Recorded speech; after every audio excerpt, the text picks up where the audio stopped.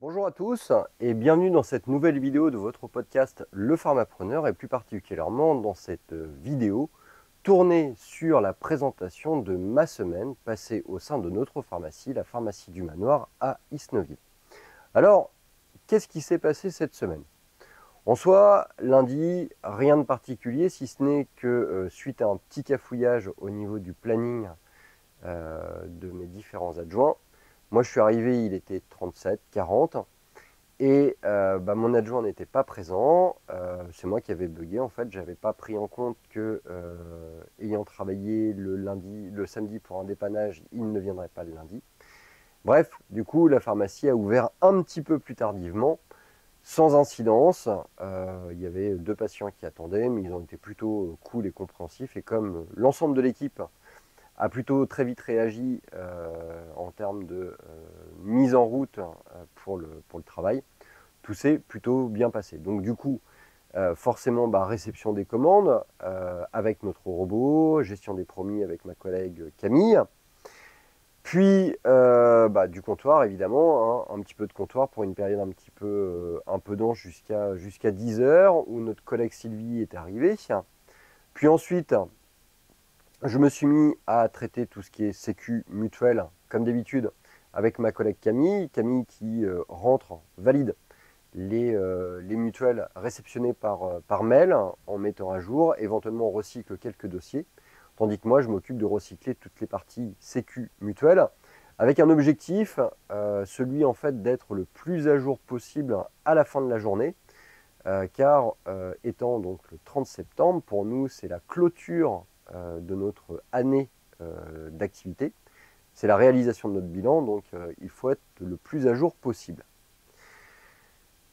Ensuite, j'ai réalisé la facturation des différentes locations. Donc comme tu le sais, si tu suis régulièrement ces vidéos, on fonctionne en 2 temps au sein de la pharmacie. Le 20, on fait un pré-checkage de tous les dossiers qui arrivent en fin de location, en tout cas en fin de gestion administrative. J'envoie un message aux patients de façon à les inviter à me transmettre le plus rapidement possible une nouvelle ordonnance pour continuer leur location. Et que si jamais ils n'en ont plus besoin, qu'ils me ramènent le plus rapidement possible leur dispositif si cela n'a pas été fait.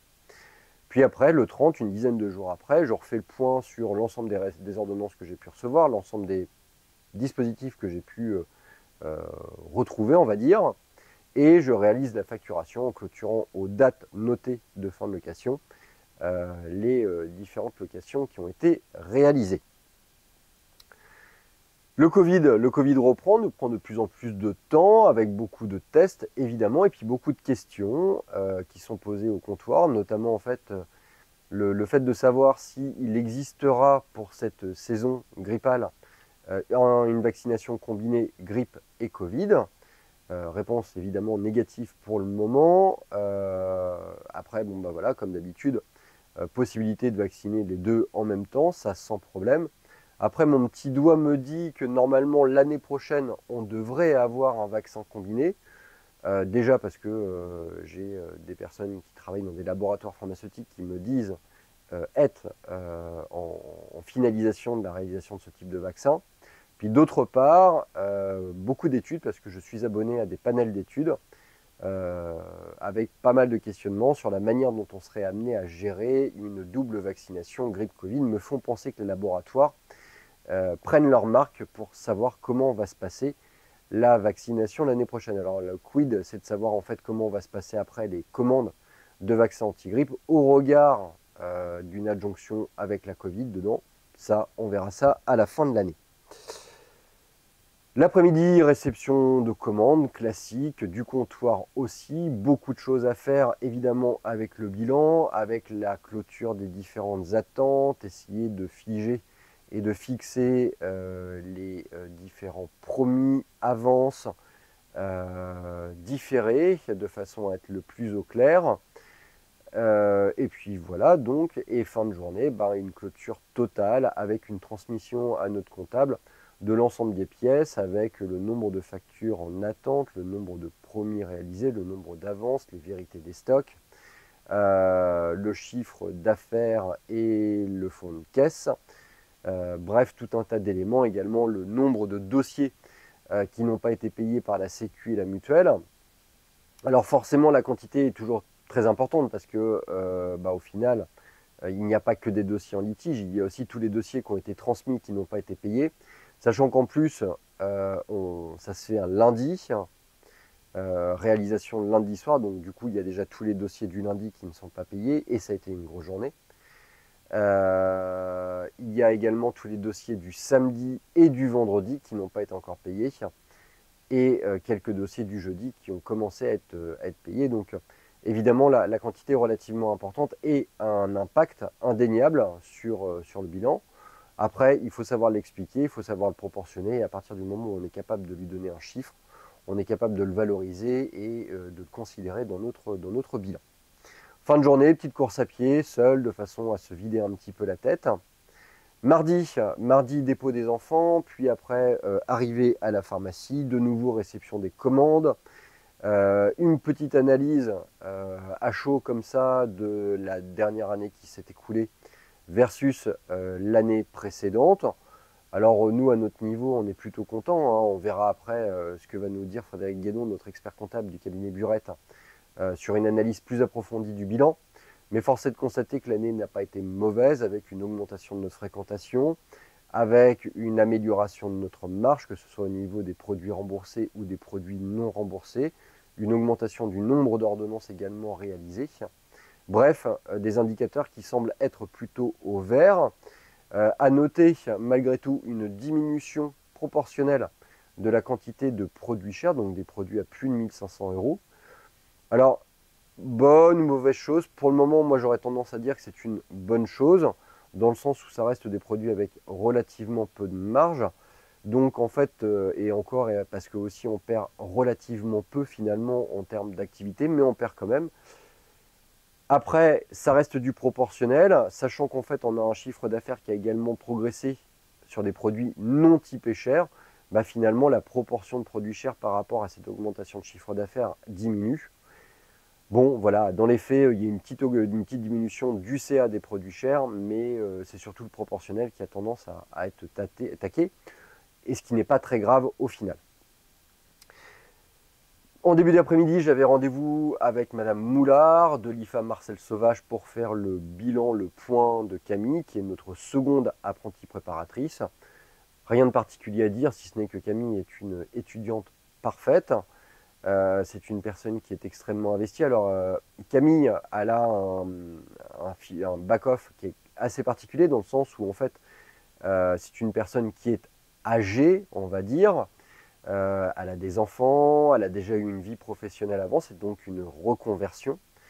Et donc voilà, et a priori elle s'éclate dans cette thématique d'étudiant préparateur.